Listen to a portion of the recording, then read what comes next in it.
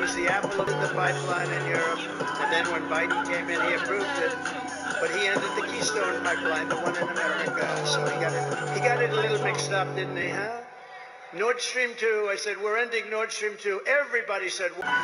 So I said, you mean we're fighting to help them with NATO and spending all of that money, and they're paying the person and the group that we're fighting billions of dollars a month? What the hell are we doing? I ended it. It was dead. And Biden came along and he approved it. Weak. Look, 30 years ago he was not considered smart either, so now he's really that smart. If we win on issue after issue, Kamala broke it, but I will fix it. We're going to fix it. But we're just not running against Kamala. I think a lot of our politicians here tonight know this. She means nothing. She's purely a vessel, that's all she is. When you see her up there talking about the grass on my front lawn, I grew up in a middle-class neighborhood and I had grass on my front lawn. Yeah, but we're asking what we could do to fix the country. And why didn't you do it yet? Almost 4 years. Why didn't you do this stuff? Now she's becoming more MAGA than those politicians I just told you about from the different cells. She can't put two sentences together. She's just like, she's really just like, in many ways, crooked Joe Biden. And she never said to us, she never told us that Joe was not functioning properly. She said, we're talking about the life of the most important country in the world. We need very smart people. We're running against something far bigger than Joe or Kamala, and far more powerful than them, which is a massive, vicious, crooked, radical left machine that runs today's Democrat Party. They're just vessels. In fact, they're perfect vessels because they'll never give them a hard time. They'll do whatever they want. I know many of them. It's just this amorphous group of people. But they're smart and they're vicious. And we have to defeat them. And when I say the enemy from within, the other side goes crazy. It becomes a sound of, oh, how can he say, they've done very bad things to this country. They are indeed the enemy from within. But this is who we're fighting. These are the people who are doing such harm to our country with their open border policies, record-setting inflation, Green New Scam, and everything else that they're doing. But we're not going to let it happen any longer. We're going to have the biggest victory in the history of our country on November 5th. It's going to be the biggest victory in history. We're going to make America great again, everybody.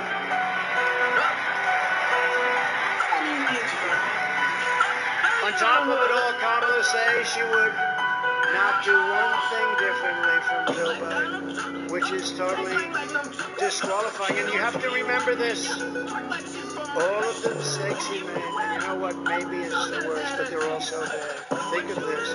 325,000 children are missing, dead, sex slaves or slaves.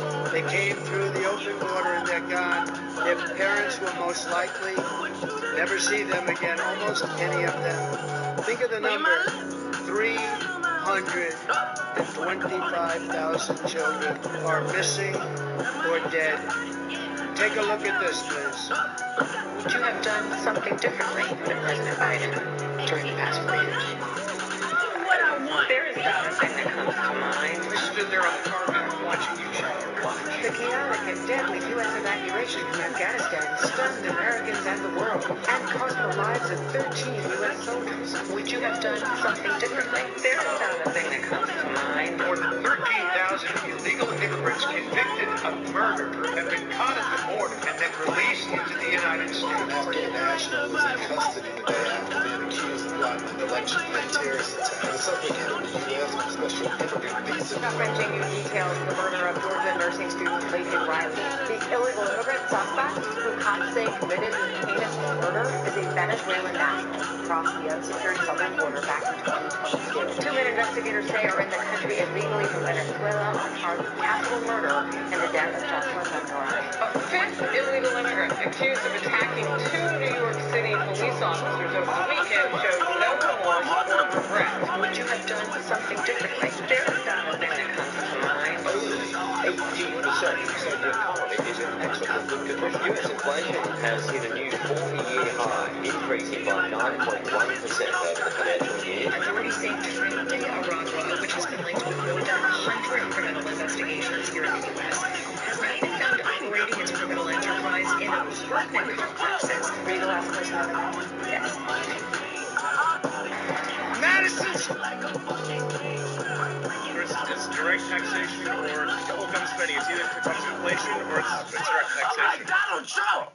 His name is Elon Musk. He saved free speech. He created so many different great things. Where is he? Come on up here, Elon.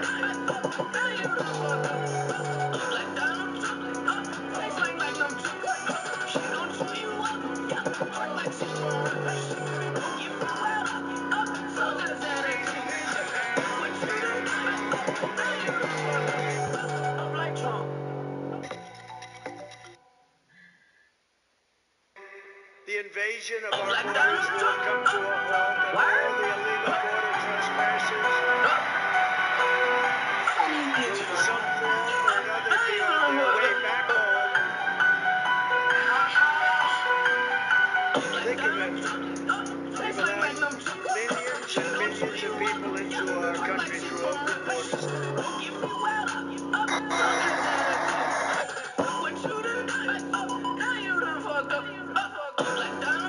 She didn't answer any questions. All she did is tell lies. Bloodbath. She talked about Charlottesville. All these things were all, I hate the word debunked, but it says it.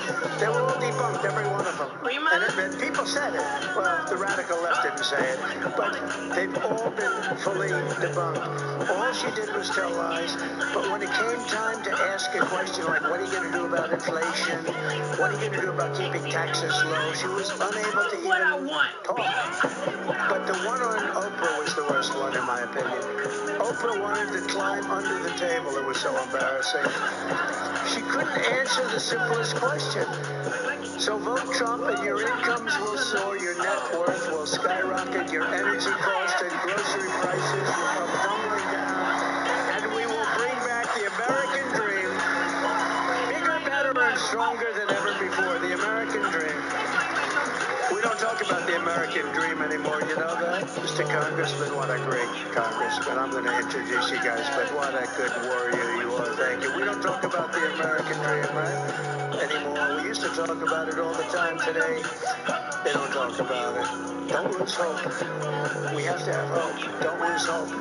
Our country's an embarrassment. The whole world is laughing at us. We're going to be stronger. They weren't laughing at us 4 years ago. They were not unhappy to see me head off. And they said, thank goodness we'll never have to see him or deal with him again. China had to pay $472 billion in tariffs. No other president took in 10 cents for China. Not 10 cents. No president took in 10 cents. And remember this, and I just say this. If you look at Ukraine and Russia, they say Russia. I stopped the Russian pipeline.